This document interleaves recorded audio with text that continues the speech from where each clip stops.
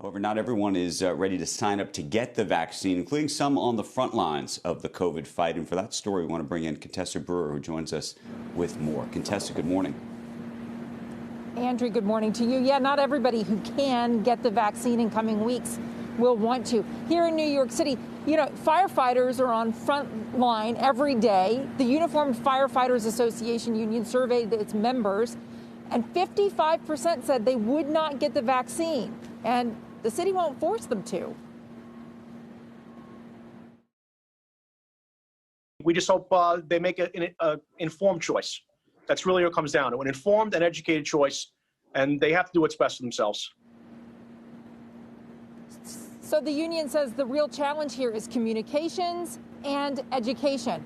At Northwell Health, where a critical care nurse became the first person to get the shot, the vaccinations are not mandatory. A spokesman told CNBC this vaccine received emergency approval, and therefore anyone who declines to be vaccinated for any reason whatsoever has the right to do so.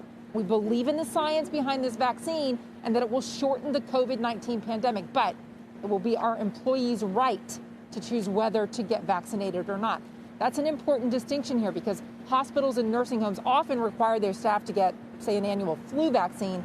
The COVID vaccine did not go through that same long, rigorous testing process, which may be one factor in what we're seeing in this widespread skepticism. A Pew survey this month shows 4 in 10 Americans say they're not likely to get the vaccine, Andrew. It's a startling statistic, and it's an interesting one because there is this debate over whether it should ultimately be mandatory. There's conversations around the world whether it would be mandatory for people to get on airplanes and whether frontline workers at other hospitals around the country may be requiring it. The question I was going to ask you is, from your reporting, does it suggest this is this is the early decision, which is to say for people early on, these next couple of months, do you think it is voluntary and at some point it becomes required? I think the answer to that is it depends. But I talked to the experts at Marsh yesterday who are advising their clients when it comes to employee practices and employer practices.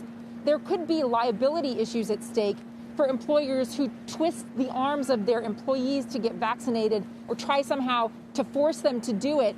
Because if things go wrong, there may be a suit to come back and haunt the employers. The other thing is, if you, say, put certain people in line ahead of others in getting this vaccination, and it turns out that the people who are not getting vaccinated are in a protected class, meaning race, gender, things like that, that there could be liability issues if those people get sick because they didn't get the vaccine.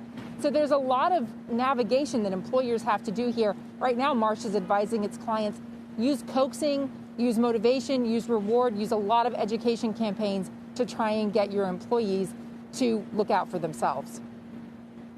All right. Contessa, thank you for that report. I've been doing a lot of reporting on this particular issue, and I do ultimately think people will, for better or worse, require it. I also think it's one thing to go to government, ask for stimulus money, which we're going to talk about in just a moment, ask for liability protection when it comes to COVID, and then not be on the front lines of advocating in a very meaningful way for people to be taking the vaccine.